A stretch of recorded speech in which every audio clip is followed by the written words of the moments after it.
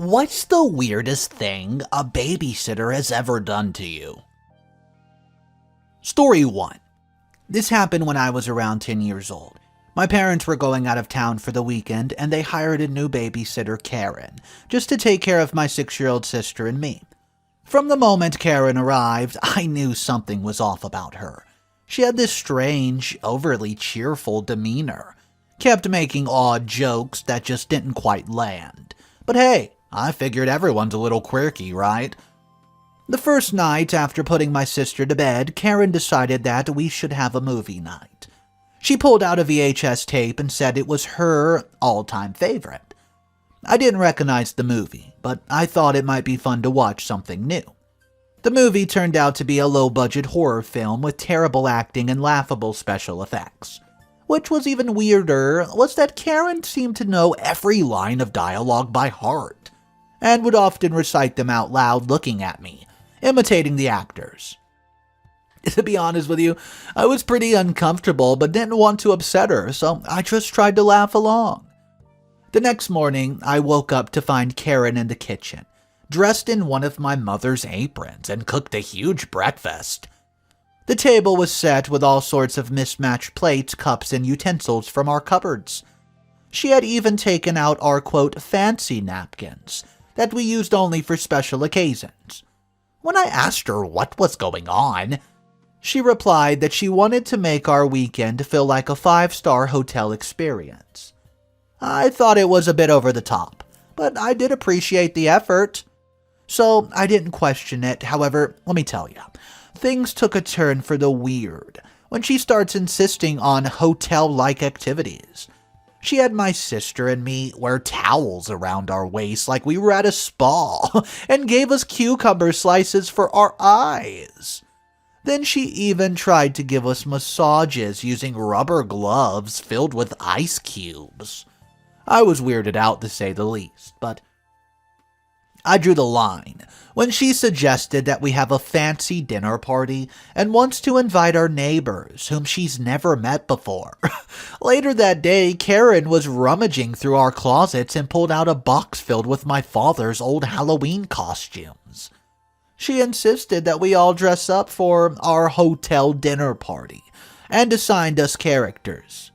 My sister was a pirate, Karen was dressed as a vampire, and I was assigned to be the mad scientist.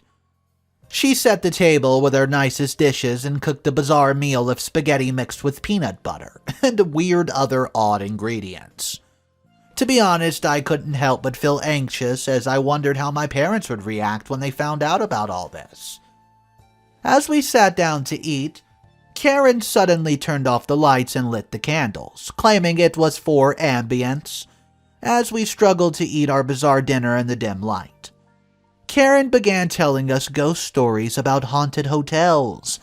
At this point, I was genuinely scared and worried about what else this bizarre weekend would entail. Thankfully, my parents came home earlier than expected the next day, and I quickly filled them in on everything that happened. They were shocked and decided, not to hire Karen again. Years later, my mom told me that. Story number 2. When I was 9 years old, my parents had a college student named Becky to babysit my little brother and me while they went to the parties. Becky seemed normal enough at first, but as the night went on, things got increasingly strange. After dinner, Becky suggested we have a fashion show in our living room. She encouraged us to raid our parents' closet and dress up in our clothing. At first, it seemed like an innocent little fun as we tried an oversized jacket and hats on. But then Becky took it another step. She found my mother's makeup and began applying it to our faces in a very heavy, exaggerated manner. My brother and I were very uncomfortable, but we didn't want to seem uncool, so we just went along with it. Next, Becky turned on some loud music and started dancing around the living room like a maniac. She insisted that we join her and perform for a, quote, imaginary audience.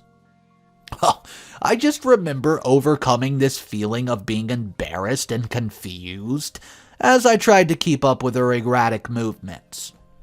Meanwhile, My little brother was on the verge of tears, clearly overwhelmed by the whole situation, and just when I thought things could not get any weirder, Becky announced that this time we're going for the grand finale, a little fashion show. She disappeared into the kitchen and returned with a can of whipped cream with a mischievous grin. She began spraying whipped cream onto our head, faces, clothing. My brother and I were horrified just standing there, and Becky starts laughing and continued to spray us, claiming it was all part of the show. At this point, I've had enough. I grabbed my brother's hand and led him upstairs to our room, where we locked the doors and hid under the covers. We could hear Becky calling out for us, but we were too scared to respond. Eventually, the music stopped and the house fell silent. When our parents finally returned home, they were shocked to find Becky sitting on the couch, still wearing my mother's clothing and covered in dry whipped cream. Well, they demanded an explanation, and Becky just shrugged, saying she thought it was all good fun. Needless to say, we never saw her again. To this day, I still can't look at a can of whipped cream without thinking about that bizarre night and the strangest babysitter I've ever had. What's your story? Story number 3. I'll never forget the time my parents hired a babysitter named Laura for my younger siblings and me. They were going to a charity event and needed someone last minute, so they found Laura through a friend of a friend. She was a soft-spoken woman in her early 30s who seemed kind enough, but a little shy.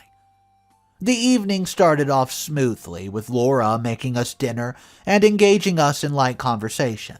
But as the night went on, the atmosphere began to change.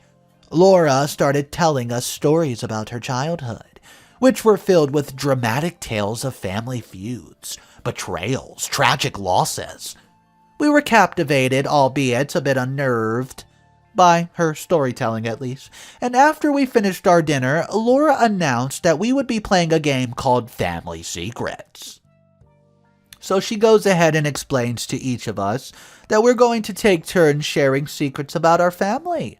Real or made up, doesn't matter. And the others would have to guess if it was true or fake. To be honest, it seemed like a fun little innocent game, so we agreed to play. My sibling and I took turns sharing harmless made-up secrets about our family. But when it was Laura's turn, the game took a secret dark turn. She began sharing incredibly detailed, disturbing stories about her own family, claiming they were involved in a secret society that even practiced dark rituals and controlled the town we lived in. She wove an elaborate web of conspiracies, including tales of blackmail, murder, and secret alliances. As the night wore on, Laura became increasingly animated, pacing around the room and speaking with intensity of a preacher, delivering a fiery sermon. My siblings and I exchanged nervous glances, unsure of how to even react. The line between reality and fiction had become alarmingly blurred, and we couldn't help but wonder if these were some, truth to her stories. Finally, Laura announced that it was time for, the big secret, the grand reveal. She instructed us to gather around her and hold her hand, saying that she would now share the ultimate family secret of all time. One that would change our lives forever. With a wild gleam in her eyes, she began chanting in an unfamiliar language, her voice rising and falling like the tide. My heart was pounding in my chest as I listened to her strange incantations, and I could feel my siblings trembling beside me. We were all terrified, to tell you the truth, but we were also powerless to resist the bizarre spells that Laura had cast over us. It felt as if we were trapped in a nightmare, unable to wake up. Suddenly, the front door swung open, and our parents stood there, eyes wide with shock as they took in the scene before them. At that moment, Laura abruptly stopped chanting and stared at them, her face a mix of defiance and fear.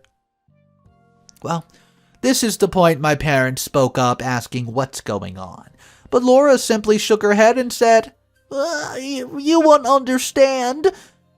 She gathered her belongings and left her house without saying another word, leaving us all in a state of shock and confusion. To this day, we still have no idea, well, what to make of that night, and the strange dark stories Laura shared with us about her family. I sometimes wonder if Laura was simply a skilled storyteller who took things a bit too far, or maybe, just maybe, there was a deeper truth hidden within her tales.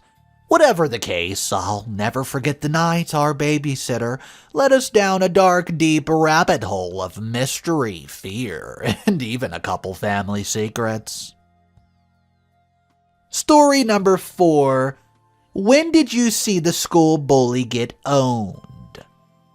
Well, I was in middle school, and tensions were high in the hallways of my high school. One of the biggest bullies in our school, Jack, had been picking up on anyone and everyone who crossed his path. He would steal lunch money, knock books out of hands, and even trip students in the hallways. It was clear that Jack had a problem with anyone who was different from him. One day, Jack's reign of terror finally came to a halting end. A new student had enrolled in our school, and he was unlike anyone we've ever seen. He was tall, muscular, and had an air of confidence that intimidated even the toughest of students. As it turned out, the new student had a black belt in karate, and was more than willing to use his skills to protect himself and others from bullies like Jack. So, one afternoon, I was walking down the hall when I saw Jack approaching the new student. Jack had that stupid little smirk on his face, and it was clear that he was looking for trouble. The new student simply stood his ground, staring Jack down with a steely glaze. Without warning, Jack lunged at the new student, throwing a punch at his face as hard as he could muster. Well, guys, the new student quickly sidestepped the punch like Bruce Lee and delivered a swift kick to Jack's midsection. Jack doubled over in pain, and the entire hallway erupted in cheers. But the new student wasn't done yet. He grabbed Jack by the collar of his shirt and lifted him off the ground, holding him in the air with one hand, and Jack struggled and kicked, but he was no match for the new student's strength. Listen to me carefully, and just listen. That's all you have to do. If you ever lay hands on anyone in this school again, Jackie boy, I'll make sure you regret it, you understand? Jack nodded, and his eyes wide with fear. The new student released him and walked away, leaving Jack basically on the ground gasping for air and staring at him in disbelief. From that day forward, Jack was a changed person. He no longer bullied anyone in our school, and he even went out of his way to apologize to some of his former victims. The new student had not only defeated him physically, but had also shown him the error of his ways. It was a moment that I will simply never forget, and a lesson that I hope we all take to heart, that standing up to bullies can make a real difference, and that sometimes the strongest people are those who use their strength to protect others. Alright guys, Mr. Reddito here. I hope you enjoyed today's content. If you have a story about a weird time with a babysitter, or maybe a story about a bully who went too far and you want to share, make sure you drop it down below in the comment section. And just so you know, I release a video every single day. If you want more questions being asked and answers being told, make sure you subscribe for daily videos, and I will see you guys in the next one. Have a fantastic day.